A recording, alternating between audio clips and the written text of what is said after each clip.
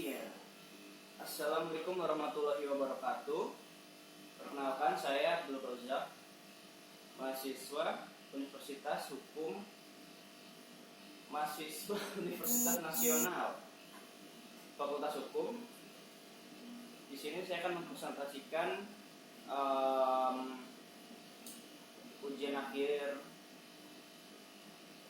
siswa ujian akhir siswa benar, untuk mata kuliah Hukum Pers dan Penyiaran. Di sini saya mengambil tema mengenai kebebasan pers dan kekerasan yang pernah terjadi dalam dunia pers. Oke. Yang pertama, menurut saya kebebasan pers di Indonesia sekarang sudah cukup baik jika kita bandingkan dengan mungkin masa Orde Baru yang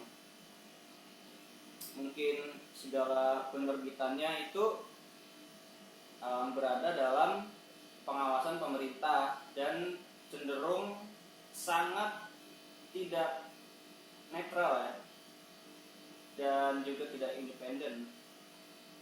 Karena setahu saya dulu pers itu sangat berpihak kepada pemerintah, dimana kalau enggak itu yang saya baca itu bila ingin tetap hidup maka ya medianya itu harus memberitakan hal-hal yang baik tentang pemerintahan pada zaman itu, dan seakan-akan media pers itu sendiri memang dijadikan alat untuk mempertahankan kekuasaan presiden pada zaman Orde Baru ya. Dan tentu pers tidak menjalankan fungsi yang sesungguhnya, yaitu untuk mungkin bisa disebut pendukung dan pembela masyarakat ya atas kekuasaan yang otoriter. Kemudian untuk kebebasan pers di Indonesia itu sendiri, dari yang saya baca, Indonesia menduduki peringkat 124 dari 180 negara lain. 124, mendekati 10 besar itu sangat jauh ya. Dan bahkan dari yang saya baca, Timor Leste aja itu menempati posisi 93, jauh di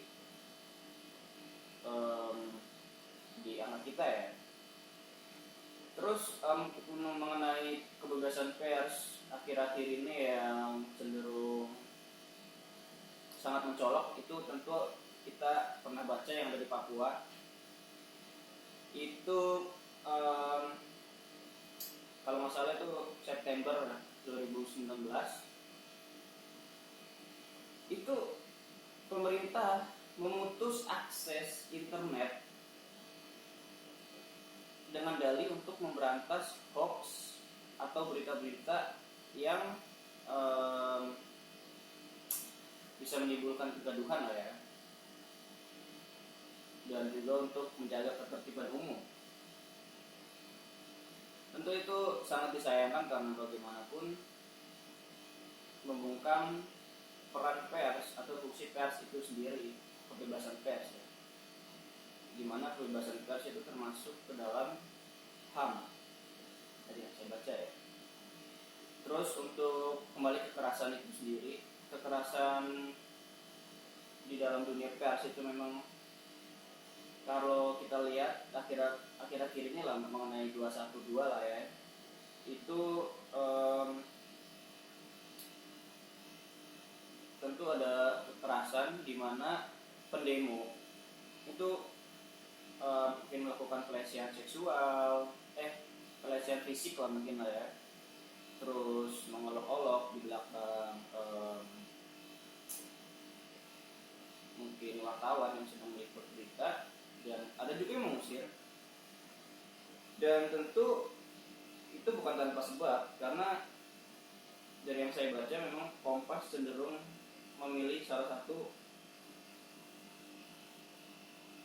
paslon waktu itu mungkin nomor satu ya Pak Jokowi ya, yang dimana memang Kompas selalu memberikan berita-berita yang baik, dan masyarakat juga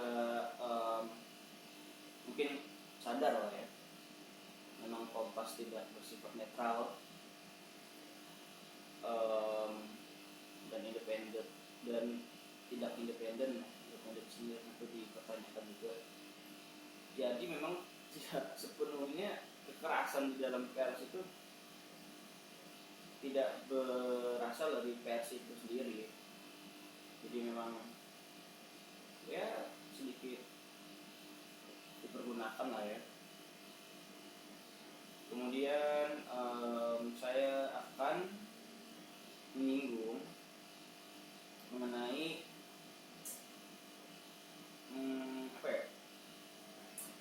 mungkin lebih ke RUU yang sedang akan digodok mungkin oleh para DPR kita, di mana RUU itu sendiri sangat mungkin lebih ke mengurangi kebebasan pers itu sendiri,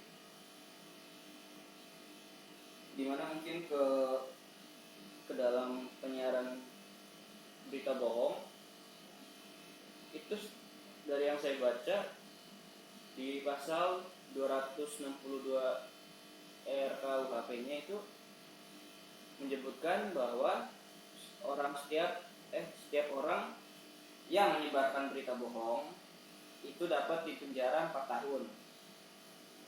Dan yang pasal 263 itu menyiarkan kabar tidak pasti, berlebihan dan lain sebagainya.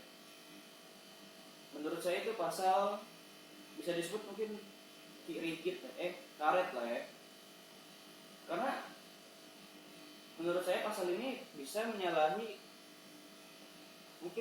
maksud saya cenderung akan menimbulkan penyalahgunaan di dalam kekuasaan itu sendiri, khususnya tentu nggak jauh dari zaman Orba, yaitu mungkin jika suatu saat nanti ada pemerintahan yang dianggap merugikan pemerintah dan tidak pro pemerintah, mungkin pasal itu bisa digunakan untuk alasan pers itu sendiri dipidanakan mungkin. Itu ya KUHP-nya ya. Kemudian ada tindak pidana pembukaan rahasia ya. Kalau dari yang saya baca, di pasal 450-nya itu mengatur mengenai pejabat pemerintah yang menyebarkan informasi rahasia. Itu dapat dihukum 1 tahun penjara. Kemudian untuk pasal 451 itu dapat diancam hukuman 2 tahun penjara ya. Sebenarnya ada kata rahasia di sini yang masih bersifat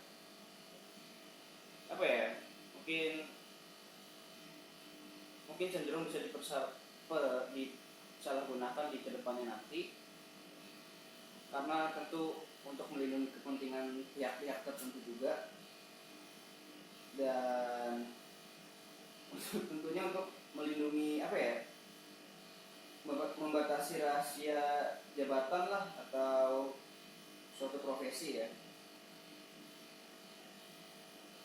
Kemudian untuk saya akan ke hal yang penghinaan agama atau lembaga negara dan pencemaran nama baik. Di dalam pencemaran nama baik itu ada pasal 304 di RKUHP-nya itu yang mengancam akan dipenjara 5 tahun bagi orang yang melakukan penistaan agama. Ini pasal yang cukup sensitif ya, karena kita tahu penistaan agama di negara kita itu sedang viral-viralnya ya, rampok, dan sebagainya. Dan apa ya, menurut saya tentu kita tahu arah dari tujuan pasal tersebut di apa ya, diajukan ya, karena apa ya, menurut saya itu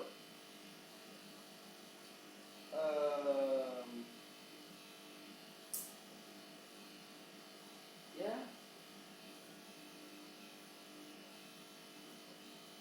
karena pasal tersebut jujur menurut saya itu lebih ke menyerang suatu golongan tertentu ya, ketika tidak pro dengan pemerintah ya. Sebenarnya itu lagi ya, kalau cenderung, kalau saya lebih ke langsung mengarah ke pemerintah, bukan berarti suatu golongan antar kelompok tidak disinggung ya. Mungkin itu ya, mungkin itu sih yang bisa saya bahas di malam hari di video kali ini yang saya buat. Dan